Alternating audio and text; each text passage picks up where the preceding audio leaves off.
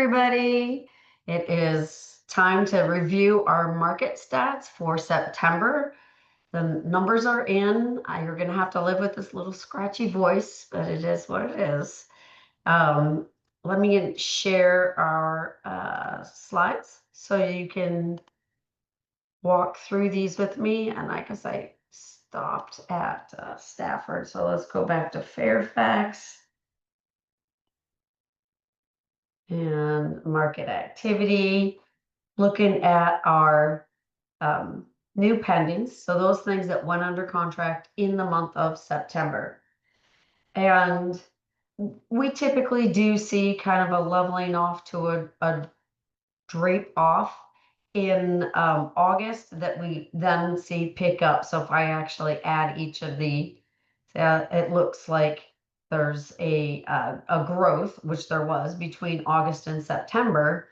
But when you actually take the cumulative of all types of properties, and we hardly ever look at condos, and in this case it's condos co-ops, which don't really exist in Prince William County and Stafford, but they do exist in Fairfax and do have a portion of the market, and they play a bigger role in some interesting stats for the other two counties this month. So I am putting it on our charts this month.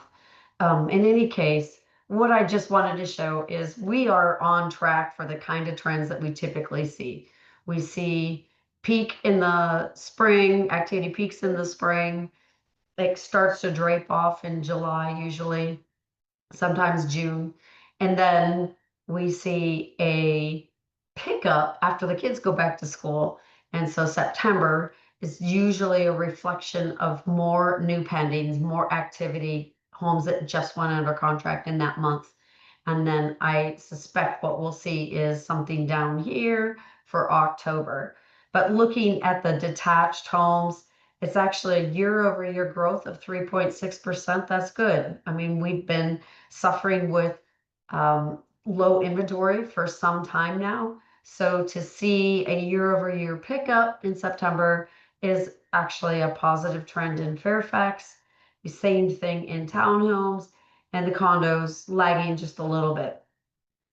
All right, taking a look at supply and demand, because that's more of the rubber meets the road. What you see individually as in the detached, accumulating inventory. So year over year, we now have almost 25% more homes on the market than we did this time last year. And those have been, steadily in the pluses for a long time, like pretty much all darn year. So the fact that it's only at 25% is actually good, especially when you start looking at the other two counties. Townhomes up 32%, condos up 31%. And what that really means year over year is one thing. What we're seeing specifically for right now is that we're approaching 2 months of inventory in these categories. Townhomes are hanging just slightly below at 1.5, but these guys are, just right on the cusp of a 2-month inventory. So if we keep buyers at the pace that we've been seeing them, and the inventory stays the same, no new listings, then you would need 2 months to attrit back down to zero inventory. Taking a look at how that dynamic impacts the pricing is what everybody wants to hear, right? And year over year, we're seeing plus 0.1%. Here is down 1.7. Those are such negligible numbers. And this is actually a great number, up 5.7%. But what you have to pay attention to here is these, this is an anomaly month. I actually can explain that in a second, but really strong positive trends for townhomes, not as big of a gap, occasional small numbers, some big numbers, but typically you're not buying and selling in the same month necessarily. So if you could plan your buy and your sell, you would buy in a fall market like we're in now, and then you would sell in the spring market where we typically see them getting the best prices. Heading over to Prince William County.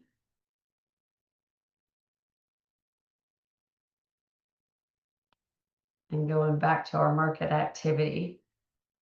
I'll just look at all just so that we can kind of see where we're at. It's just been pretty steady throughout July, August, and September in terms of new pendings. Same kind of thing that I just described before. When you look at the big numbers, the accumulation, you're seeing peaks in the spring, and then those new pendings start to get a little lower. Year over year changes of dropping 8.2%. And then August, it kind of held steady for us. So they had 461 contracts versus 462.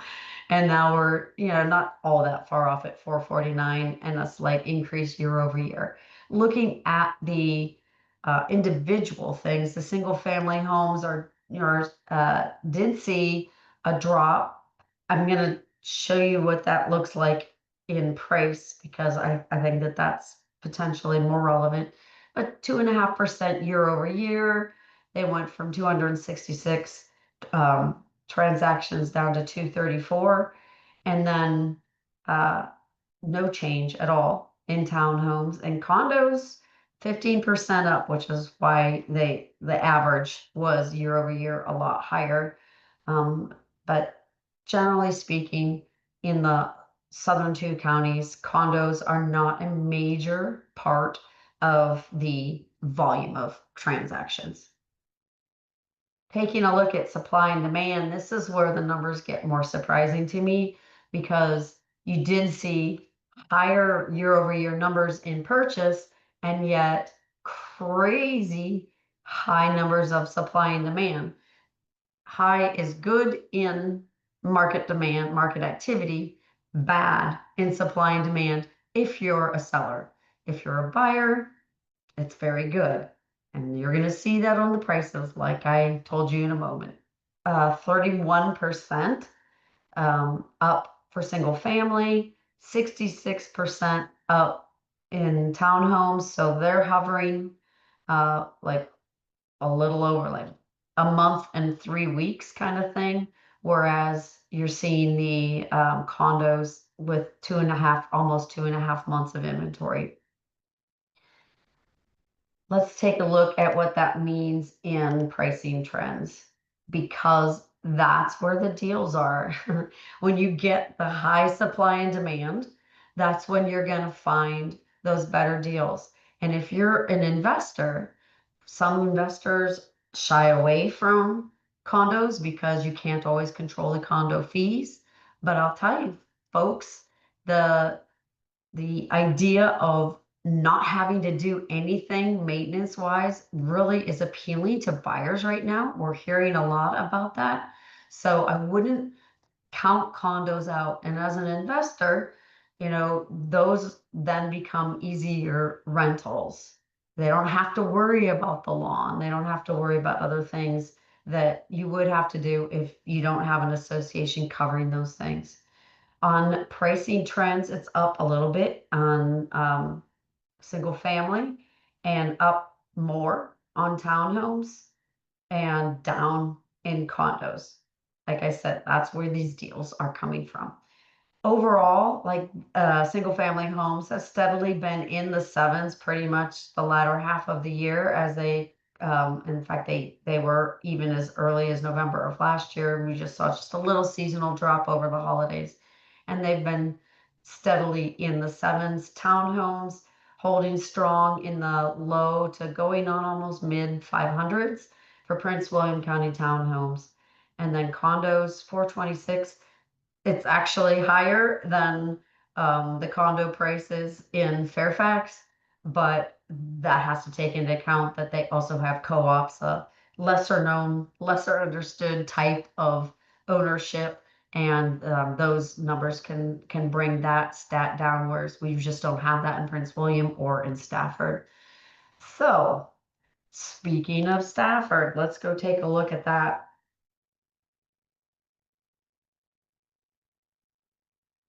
And we're going to go back to our market activity.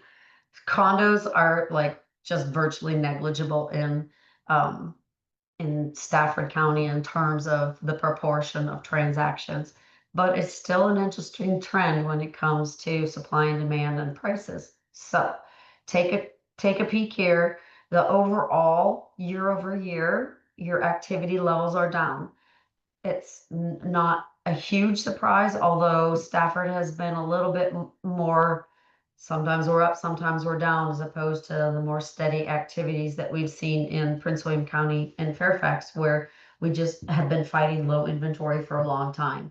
We don't see quite the same steady state there, but when you take a look at supply and demand for these things, uh, they are telling a different story.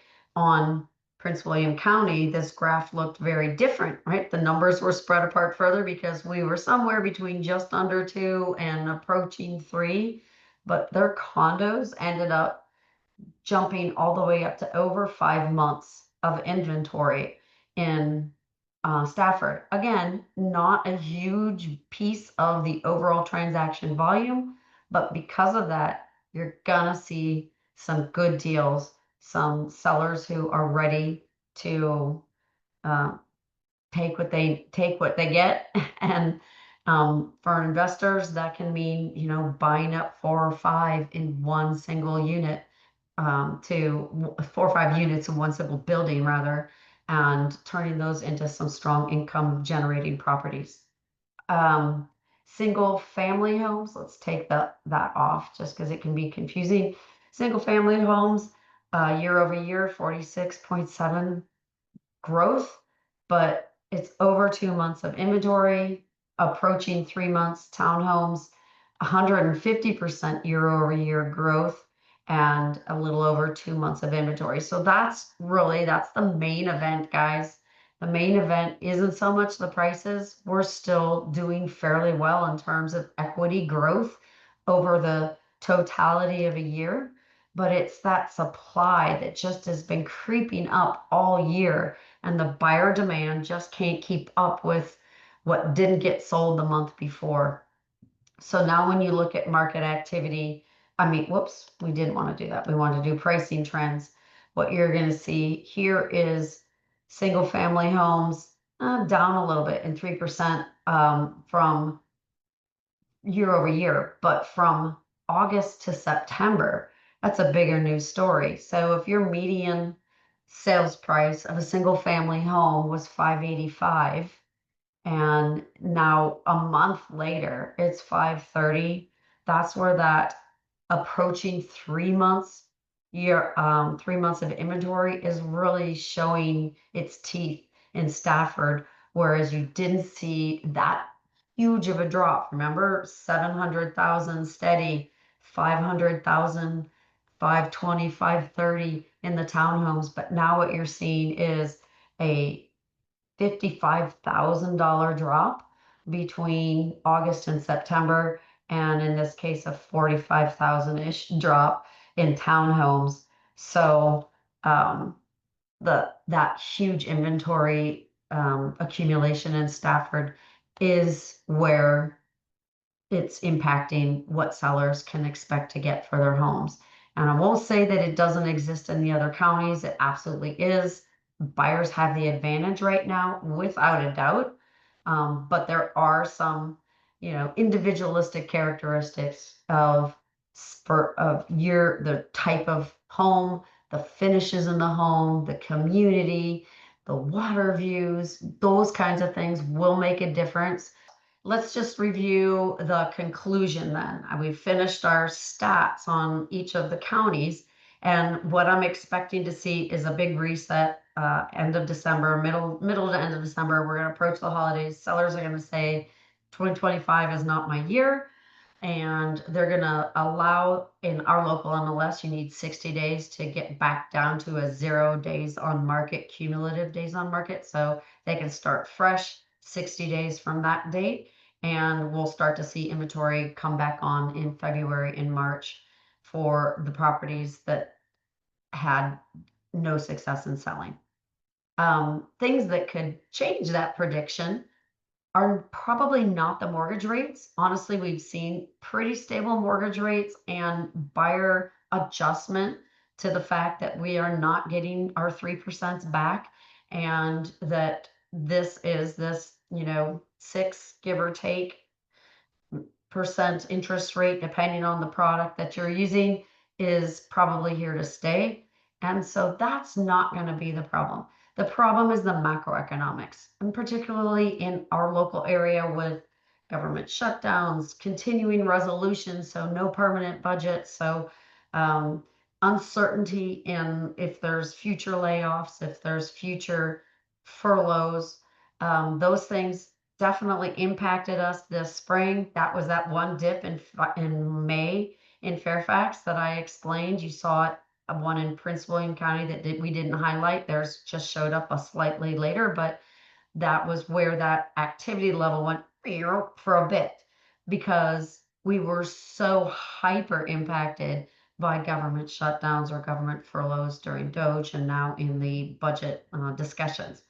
But other macroeconomic things like the tariff wars, the trade wars, the world events also can cause uncertainty that cause buyers to hold back. So stay tuned for, how whatever comes. But if I were to guess on our trends based on year after year after year, you're going to see a reset in December. You're going to see new inventory and previous inventory coming on in the spring. You're going to see good activity levels and less buyer-friendly conditions. Now's the time to buy. Spring is going to be when it's best to sell. As always, every house, every community has its own tale to this. The market is broadly reacting to things, but homes with beautiful updates or a waterfront view or homes that are somewhat in distress or haven't been updated are clearly going to have different trajectories in terms of how the market is going to treat it.